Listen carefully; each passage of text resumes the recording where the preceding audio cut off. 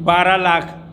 अरे एक सांसद जो 5 साल के जो चुना जाता है उसको प्रति माह कम से कम जो है 10 लाख रुपया एक सांसद को, और युवाओं को 4 साल सेवा करने के बाद आप 12 लाख देने का लालच दे रहे हैं, और 4 साल के बाद वो क्या करेंगे, कहाँ जाएंगे? कि सरकारी सेवाओं में उनको प्राथमिकता मिलेगी। तो जमानत चला रहा है, हर सेवा में उनको प्राथमिकता मिलती है जो सेना से रिटायर्ड होते हैं। हमारे बीच मौजूद हैं आरएलडी पार्टी के वरिष्ठ नेता श्री सुरेंद्र नाथ त्रिवेदी जी। आजकल देश में एक मुद्दा छाया हुआ है जो हाहाकार मचा है देश में, तो अग्निपथ स्कीम जो है उसके बारे में हम जो है सर से जो है जानना चाहते हैं कि सर ये अग्निपथ योजना जो है इसके बारे में मतलब क्या इसका अहित है युवाओं का। देखिए, सबसे विशेष बात तो ये है कि सेना को योजना बना दिया केंद्र सरकार ने, रक्षा मंत्री ने और प्रधानमंत्री ने। सेना गौरवमयी सेना है भारत की, और उसमें संविदा जैसी बात कि 4 साल के लिए आपको नियुक्त किया जाता है। सबसे बड़ी कमी यही है।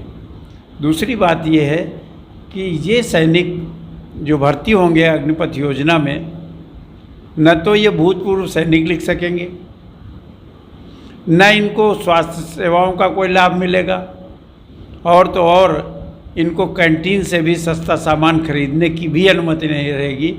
तो इतना बड़ा धोखा केंद्र सरकार इन युवाओं के साथ कर रही है और सारे देश के साथ कर रही है।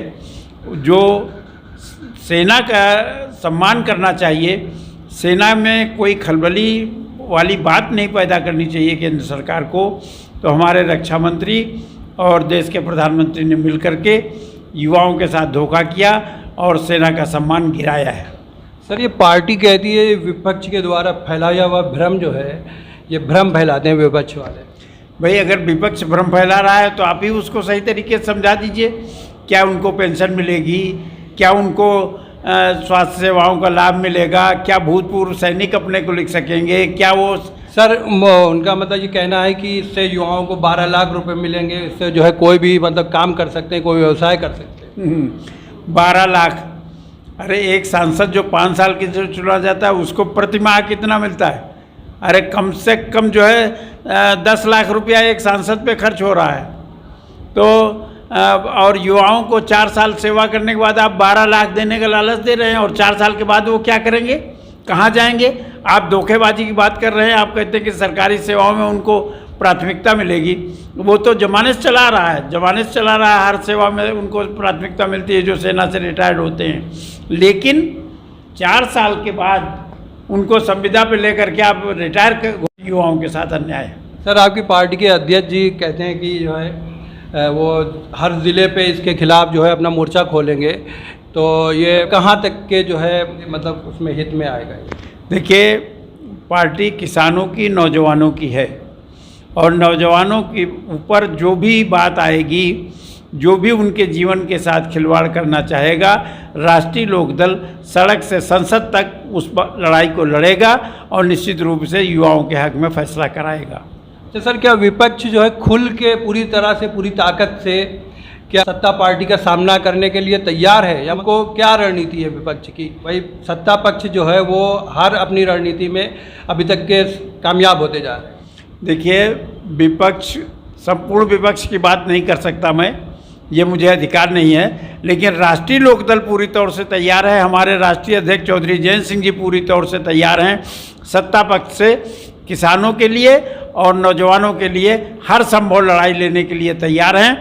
और अभी जो अग्निपथ योजना के आंदोलन में जिस समय चारों तरफ वो बुलडोजर चल रहा है, चारों तरफ जो है उनको गिरफ्तार करने के लिए विभिन्न प्रक्रियाएं चल रही हैं, तो हमारे 8 विधायक सहारनपुर में सीधे जो है वहाँ के वरिष्ठ जो पुलिस अधिकारी हैं उनसे मिले और उनको ज्ञापन दिया कि आप सीसीटीवी कैमरे के आधार पर गिरफ्तारियां नहीं कर सकते।